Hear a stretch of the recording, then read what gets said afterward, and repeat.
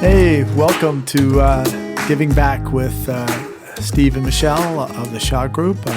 I'm Steve, and this is my wife, Michele. And Hi. We're so excited to be here today, and Michele will introduce our guest. So today's guest is Brianna Moore. She is alumni from the University of Washington, Tacoma. Graduated in 2018. She has her own business. She walks dogs. She's like the dog whisperer is what I call her. She loves training dogs. She and cats. I'm going to say that too, and cats. And she's been in the business for, gosh, how many years have you been in the business? It'll be 3 years officially. Oh. Professionally this month. Awesome. But awesome. I grew up with dogs, and cats and goats and chickens. The list can go on. Yeah, tell us. And you know what? We're going to go over all of that today. So anyway, so she is the CEO of All Ears Pet Care. And you work mostly just in Tacoma area, or do you go all over? I am entirely in Pierce County. Okay. So more so right now in Puyallup and Graham, Spanaway, and then Tacoma. Mm-hmm. And I am mobile, so I go in-home for any of the dog walks or overnight care or training. It's all private. Awesome. And right now you are studying or going to study for your doctorate in physical therapy. Yes, Wow. I am. So that's exciting. It is, and it's a huge pivot. So I'm focusing mostly right now on dog training and getting my certification for dog training with the Association of Professional Dog Trainers, which I'm a member of, which is all individual trainers that have come together to do more education because the industry is not regulated. So anyone can say, hey, I'm a dog trainer because I trained my own dogs. But it's different when you're training other people's dogs. Oh, I can only imagine. You know, I take my dog to the dog park every day, and some of the dogs, they run rampant, and people don't watch them, and some of them get into fights, but there's like this herding mentality, and it's, you know, for the bigger dogs, right? So you work mostly with bigger dogs, and Yes. yeah. So let's hear about your chickens, your goats, and how you actually started your love of animals. It started very young. I am actually adopted from Hong Kong, and I grew up in Olympia on a farm. My mom's dream was to have a miniature farm. So we had a pony, goats, chickens, some bullfrogs, and birds, dogs, and cats. All of them. Wow. That's like almost like a zoo. How big was your farm, Brianna? 5 acres. Oh, 5 acres. Wow. Okay. Did you get to ride on the horse or what? I was too big at the time when we got the pony, so only like the littler kids could ride on them. Oh, it was a smaller pony. Mm-hmm. Okay. Like a shorter Shetland. one. Shetland Yep. type? Yeah, Okay, yeah. Gotcha. We had a Shetland pony. It bit me. Oh, I don't. sorry. Yeah. I was like, I thought, oh my gosh, she's so cute. Look how small it is, and then it bit me. I'm like, okay, not so cute anymore. So what kind of dog did you have growing up? For a while, we had collies. We got some rescues. We had a husky Doberman mix, and now we have a Bernese Mountain Dog. And our most recent one was a Chow, and she passed last year. She was like 18. And so we have mostly grown up with bigger dogs. And so I never had a problem with bigger dogs. And so when I got on Rover, which is how I started, is the dog walking app. In Olympia, it's not really as popular since a lot of people know each other or they have friends that are willing to help. And when I moved back up to Tacoma to finish my studies at UW, that is when it became more of a business. So I worked it part-time while I was in college, and I finished it out, and it grew from there.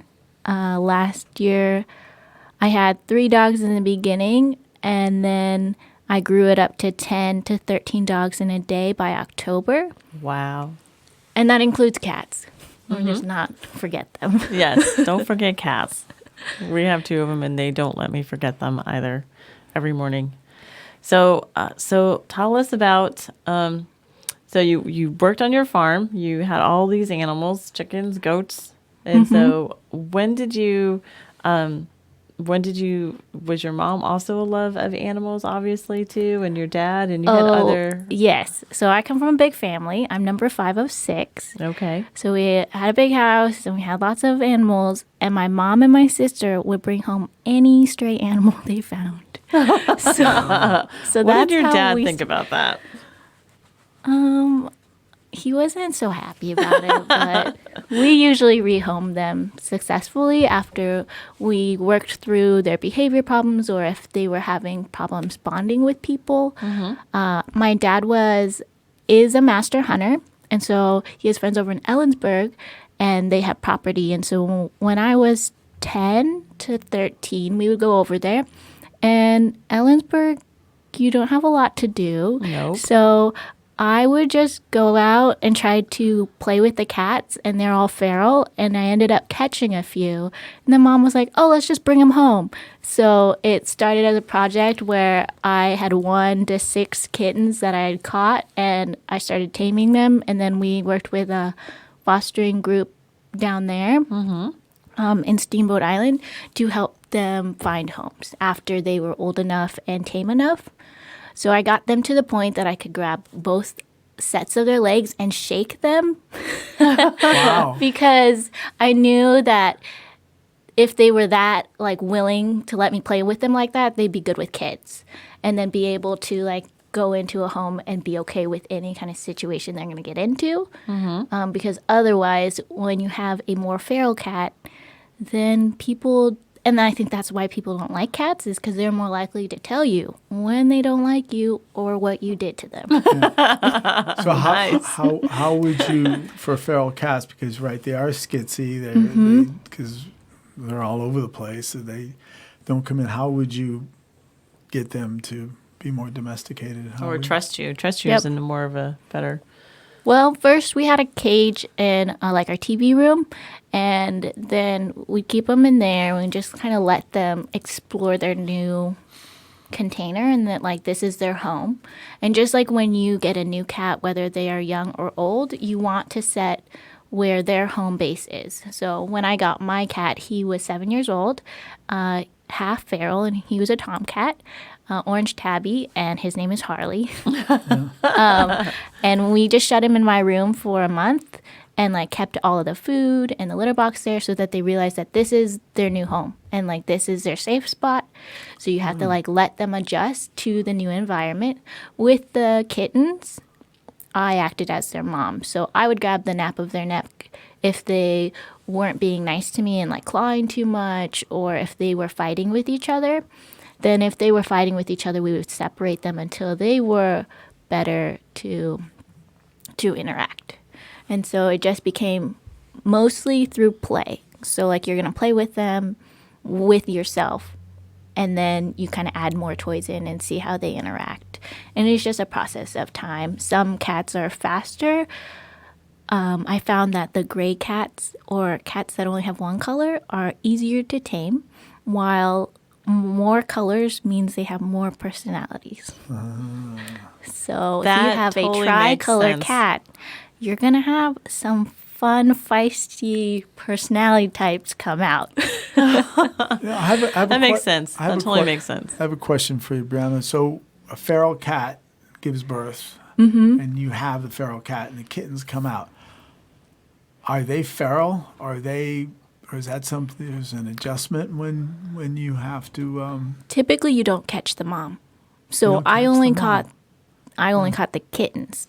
Kittens are easier to tame because they're younger and more teachable. Yeah. Now, the older they are, they have a chance, but just like the saying goes, an old dog can't learn new tricks. Similar with cats. Okay, so the older really couldn't catch the moms. Huh? Interesting.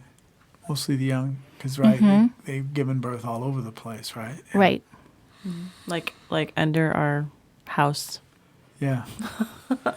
So we had a rental property, and we had a feral cat, and the next thing you know, we had kittens. And you're right, there was no actual cat to be found, no mom.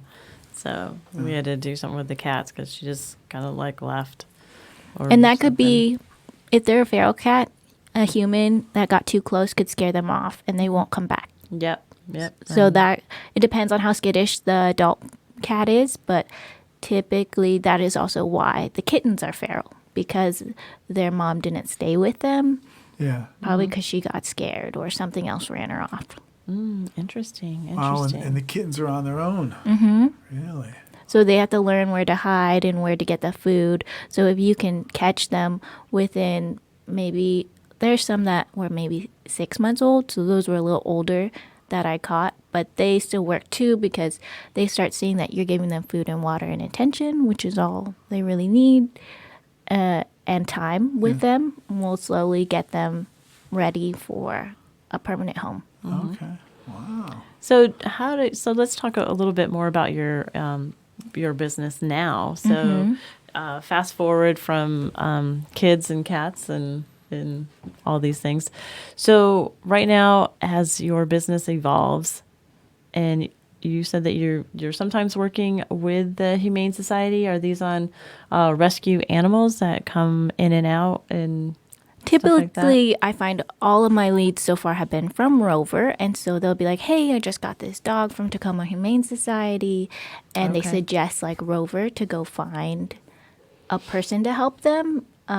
They have some really great resources for first-time pet owners. And I think there needs to be more resources out there to kind of coach you through and help you through what you didn't expect from your fur baby, whether that be a cat or a dog. Absolutely, because, I especially over COVID, there's so many people that were home and they're like, oh, we're kind of bored and, well, let's go get a dog. That sounds great, right? Which a lot of people did. Exactly. Which is great. Adoptions are up significantly, Really? and Wow. Humane Society and rescues have done phenomenal right now with getting people either to get cats or dogs, which is very helpful.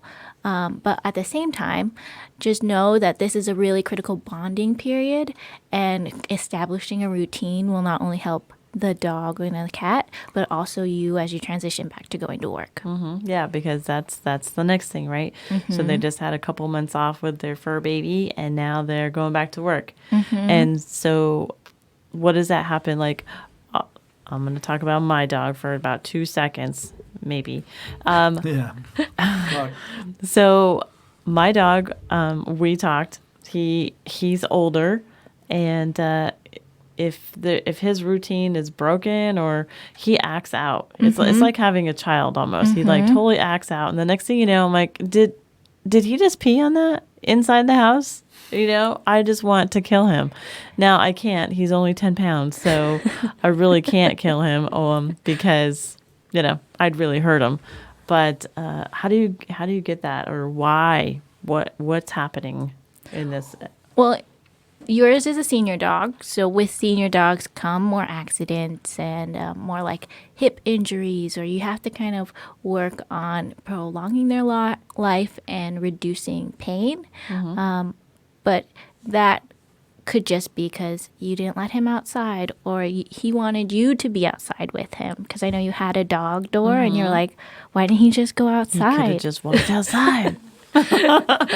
Well, sometimes the cats will sit at the dog door and they mess with him, and they won't let him outside, or they won't let him inside. And I think that that's something that's just their way of saying, we should have eaten you when you were younger, but we didn't. So now we're just going to mess with you. And I love watching them. And then of course I've got to open the door so he can go out. But yeah.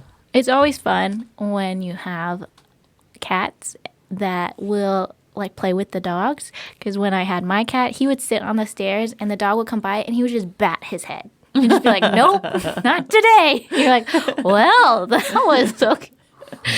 So their cat bubbles are a little bigger than dog bubbles, and dogs just want to play all the time. And so at least you can see the respect and the boundaries there. where he won't try to push them out of the way. No, he doesn't. He'll get stranded at the top of the stairs, and the cats will just like lounge in the bed, and he'll want to come down, but he knows he should not get that close to that cat. So there's one cat that he'll play with, and they'll bump heads, and they'll be really nice. And then the one that's the multicolored one, she's not having it. She will tolerate, and then she won't. She's like, you need to know that I'm the alpha of the entire house. Absolutely. Very quickly. So, talk about alpha animals. What's their personality like, and what are they thinking? Well, with alpha, so we have to think in the animal world, in the canine, especially with dogs and cats, being able to train them is a sense of authority because of their pack mentality. So whether they are bullheaded enough to try to out alpha you, you are still the human. I like to remind people that you have like more thoughts and are more complex than your dog. So just outsmart your dog and everything will be kosher. But mainly with having an alpha, just it reminds them where they are in the level of authority. And so in that authority, it's you, then your cats, then your dog, because your dog knows that he can't get past the cats, which is the same thing in multiple families. And sometimes another dog type, say a Chihuahua, for example, they're going to always try and push that boundary versus maybe a golden retriever, which once they know their place, they're set and they're happy in it, and they know that you're going to give them love, and we're going to go on walks, and we're going to go play and do all this fun stuff, and you're going to be the leader. Now, if you have a dog that is going to lead you around everywhere, you're going to have a sore shoulder and a crazy house. When there's a crazy house, it can leak out to other places, especially like where we spend a lot of time at home right now and at work. If we're stressed out and worried about our dog peeing or chewing up things when we're gone, or coming home to just a mountain of fluff that was our pillow, it's stressful. And that's kind of where having a professional come in and assess your environment will help. I have a husky client that got a German Shepherd puppy as well, but they had a giant sectional. It's like 5x3 and no back cushions when I first met them because their husky had destroyed them all because they work long hours. They're a nurse and construction worker, and it was hard for them to be able to step away from their job to go walk their dog in the middle of the day or give them attention. So that's where they really need a dog walker or someone that's going to help with training so it minimizes destruction of their first home. See, that's why we're blessed, because we have a little doggy door, so the cats and the dog can go out. And luckily, none of them wander off. They stay in there. So that's the one thing, right? Being able to get out, access, Yes. and But also knowing that that's their home and that's where they can come back to. yeah. So if you have a new cat, say, and you put in the doggy door immediately, that cat might just run away. So there needs to be like a time period where they have to stay inside, and then you control if they go out or not. And you watch them just so that they slowly understand, like, this is their home base, and they can leave and then come back to it. That makes great sense, because that's what the cats, we got the doggy door after we had all three animals. So they were used to, we always had to get up and let them out, so they knew that. So that right? If they get a doggy door first, right? Right. They go. Yes, yeah. especially more like cats. So you'll see, like, especially in Tacoma, cats are like walking on fences and other things. They are more agile, and so nothing's really going to stop them from leaving.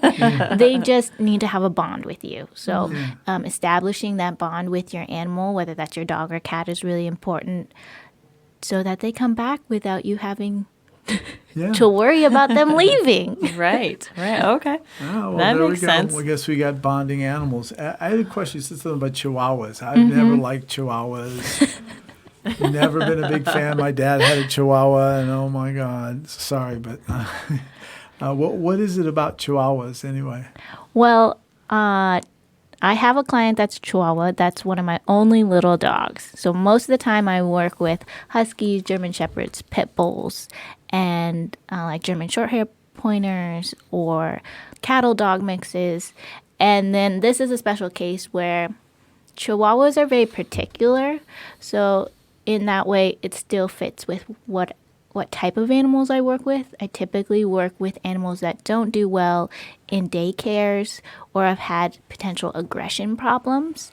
And so this little guy, he didn't, he was attacked by a big dog and had some bruised ribs when I first started working with him over a year and a half ago. And he had a fear of women. Oh. So Usually it's a fear of guys. Typically, but we suspect that his past owner was a woman and she may have been abusing him or something, and that's why he has that bad association. Mm-hmm.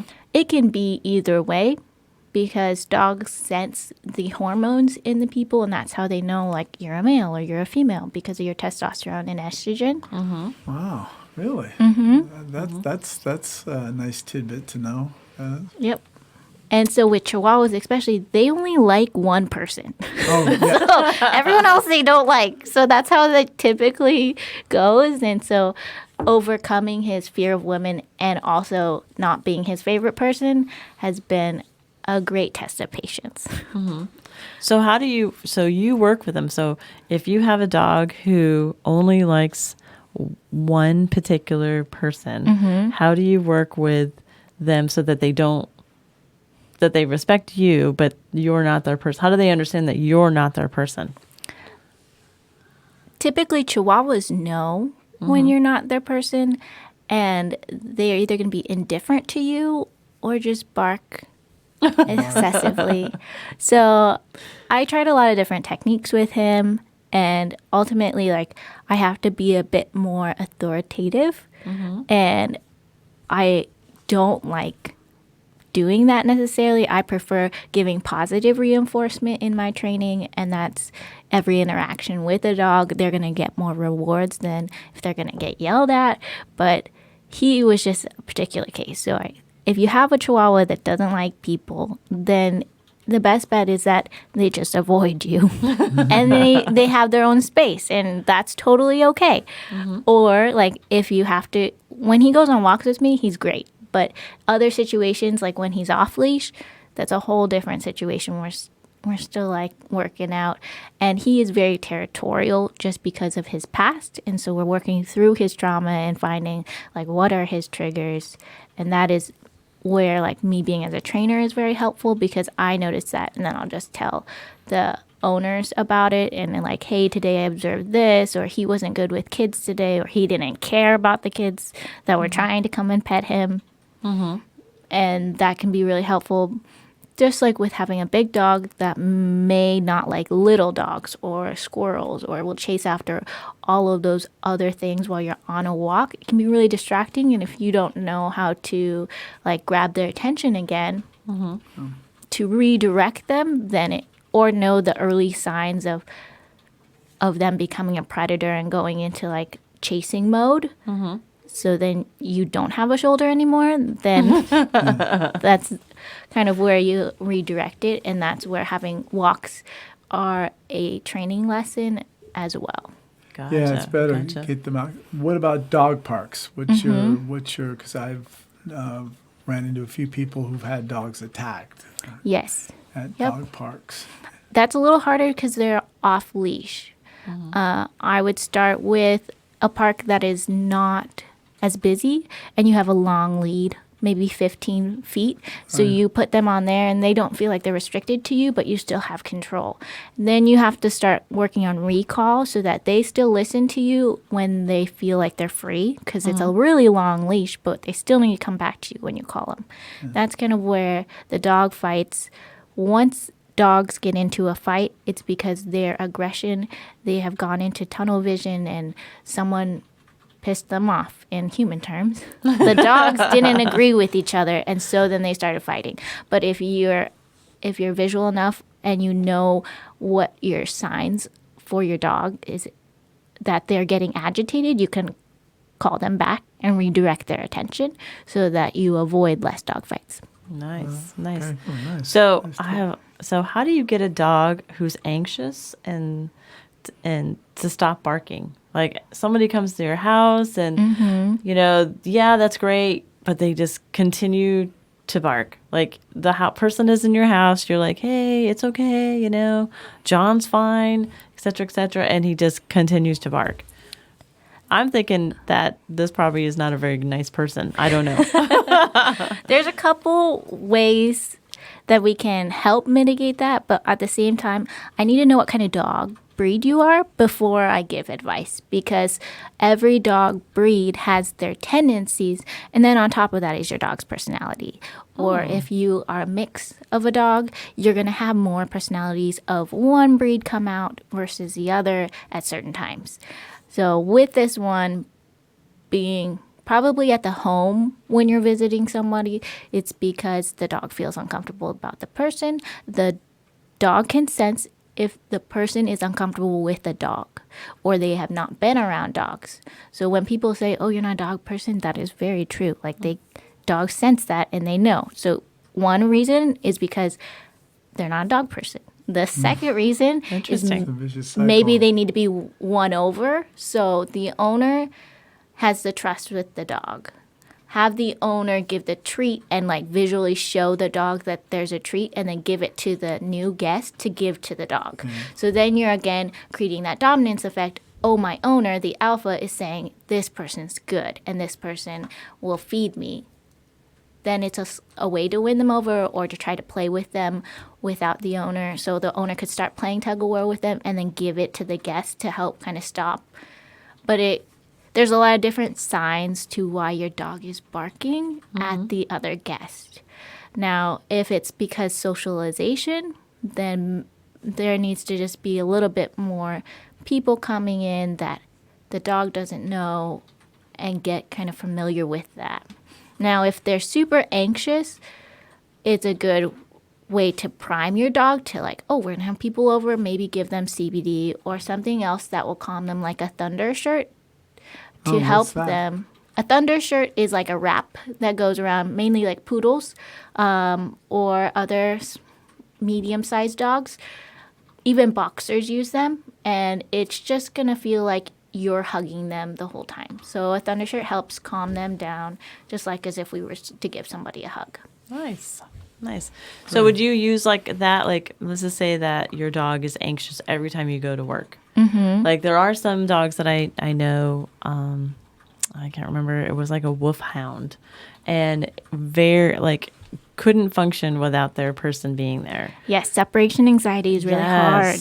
Yes. So does that a shirt like Giving that work? treats or giving puzzle treats, there's puzzle toys that you can put treats in that will keep their mind engaged on the treats, or having a Kong that you fill with some peanut butter and some other like some kibble and then some other treats you want to add in, and then top it off with some peanut butter, throw that in the freezer the night before you leave.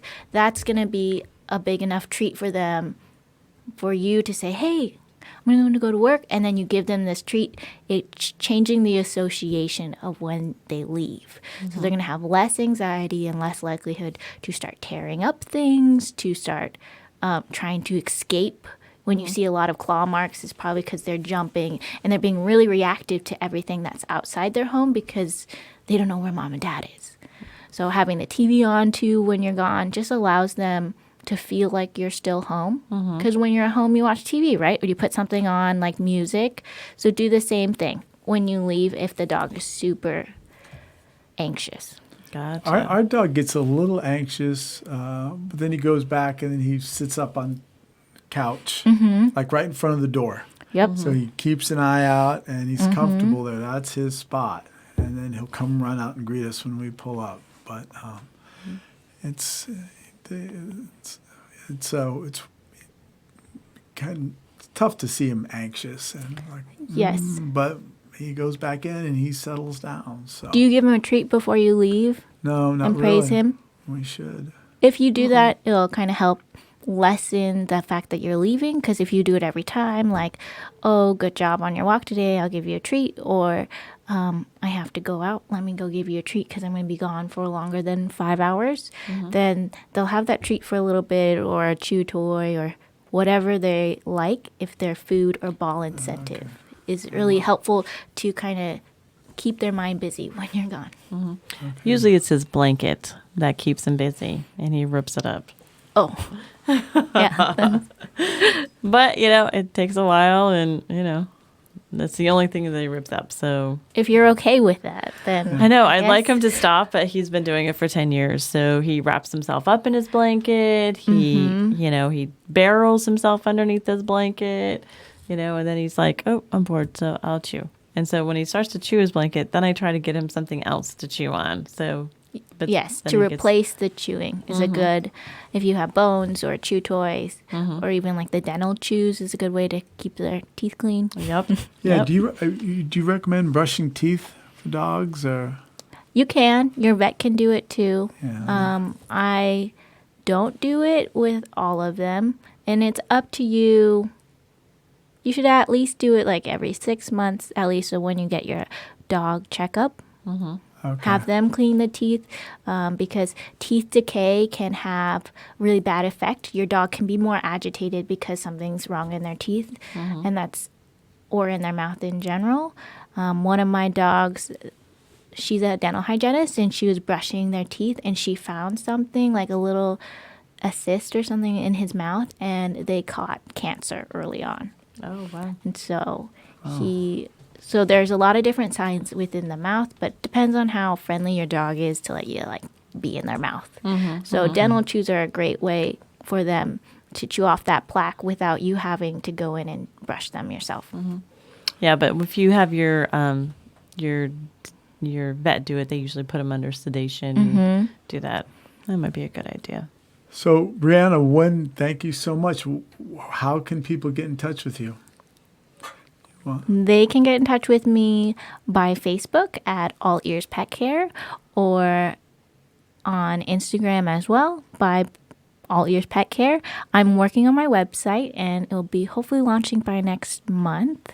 I have a branded photo shoot later this month that will showcase me working with dogs and be able to kind of show the behind the scenes of how and what my process of working with people is. So I'm super excited about that. You can also text or call me at the phone number below, and reach out by email. There's a lot of different ways. Okay, great. Yeah, I just wanted to put that out there. We appreciate all the tips and everything. Yes, if you have more questions, feel free to reach out and ask them.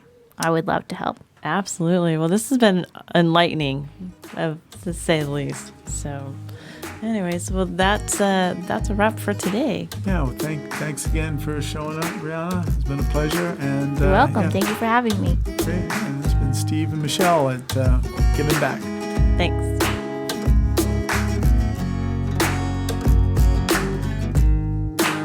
Hey, welcome back to the segment of our show where we like to give you a little bit of tips and to help you with money, because everyone has concerns about money, right, Michele? Every day. Yeah, that's kind of why we're in business. And we found that everyone has a certain personality type, and basically there's like five types, and we're not all set on one, but we'll go and you can see where you are on this, and it kind of helps you how you actually identify with money and your attitude towards money. So there's the five. There's number one is the big spenders. They love nice cars, new gadgets, the latest thing, new clothes. They like to Always be in fashion. always be in fashion. They're always making a statement. That's basically about big spenders, about their house, their cars. They're usually named Jones, right? Jones, yeah. Well, keeping up with Joneses, they are the Joneses. So, and so that's one of the big spenders are those type of people. And you see them on Facebook all the time posing in front of cars and houses and this and that. So they want to appeal. And then there's the savers. Those are the opposite of big spenders. It's kind of like me, I'll admit. They turn off the lights. We're actually kind of viewed as, do you see me as a cheapskate or? Yeah, pretty much. Oh my God. But I like to save, though I tend to keep the refrigerator door open a little bit when I'm looking for something to eat. But Well, let's put it this way. You save money, but you don't save energy. Let's put it that way. Every light is on in the house. Refrigerator door is open. But the bottom line is for savers is I love to see that bottom line. yeah, they like to see oh, wow, their bank account growing. They get more pleasure from that than any type of purchase. Wait a minute. We're in finance, right? Does your bank account really grow, Steve? Well, no. But Okay. your investment account, let's say it that way. But it's always nice to have a lot of money in your checking account. And they're conservative by nature, and they don't take big risks with their investments. Then there's shoppers. And we had an argument with Michelle. I always thought that she was a shopper. But shoppers, they develop great emotional satisfaction from spending money. They can't resist. Well, I get satisfaction of spending your money. Yeah, you do, don't you? But I don't get satisfaction of spending my money. But I think shoppers they're just a different breed, you know. So this one actually you get enjoyment out of it. So it's not like, oh, I like shopping and just going for a girl's day or something like that. This is like emotional shopping. This is something that you do even though you don't need, you know, that 12th pair of shoes or something like that. Yeah, like our friend of ours has. How many shoes does she have? Oh my gosh, she has. I won't tell you the brand, but her shoes are every color. She has probably maybe 100 pairs. Yeah, see, she's a shopper, all right. But they shop for bargains, and my father's like that. Oh, that's his deal. Shop for a bargain. You're still spending money. I never seem to get that. And then there's the debtors. Debtors they just don't think about money. They're not trying to make a statement. They're not like big spenders. Hey, look at my ring or my clothes or whatnot like that. They just don't really think that much about money. They want something, they buy it, and they don't really keep tabs on what they spend and where they spend it. And sometimes they end up spending more than what they have. Yeah, and more that's than they where earn. the debtors come in. Yeah. So they're kind of like the ones who rob Peter to pay Paul each month. And we work with those all the time, try to help them control their spending and that. Then after that, there's the investors. And this is where we like to have everyone end up as being the investors. They're consciously aware of money and they understand their financial situation. And they basically try to put their money to work, let their money work for them. Because there's only so many hours in a day we can work, right? Correct? That's true. That's true. Only so many hours. Yet investors see their money working all the time. That's why the Warren Buffetts of the world, the Howard Schultz, their money just keeps growing and growing. And so here's the question to our viewers. So which one do you identify with? I personally am a saver. I'm a saver and an investor. So I think I'm a saver, I'm a debtor, and I'm an investor. Yeah, well, I do like to spend on trips and vacation stuff, and I don't think twice about that. Yeah, well, here's a couple tips, and everyone kind of bleeds into, have a little bit of you're not just one set one. And basically with spenders, just shop a little less, save a little more. Don't be always getting the thing. Just think about it, what's going to be in a year. Is it really going to be that important a year from now? If not, then don't buy it. Don't worry about it being too trendy. I also think for people who shop, because it's, for people who really get that satisfaction for shopping and stuff like that, is to think about it this way. If I leave the store and all I do in the next store is think about that shirt or that purse or those glasses, and I really need it, I'll wait 24 hours. And then if I'm still on my mind, then I'll go back and get that. Yep, and that's in both big spenders and shoppers. Savers will make it quick because we're kind of savers. Use moderation. Spend a little bit. Enjoy your money a little bit.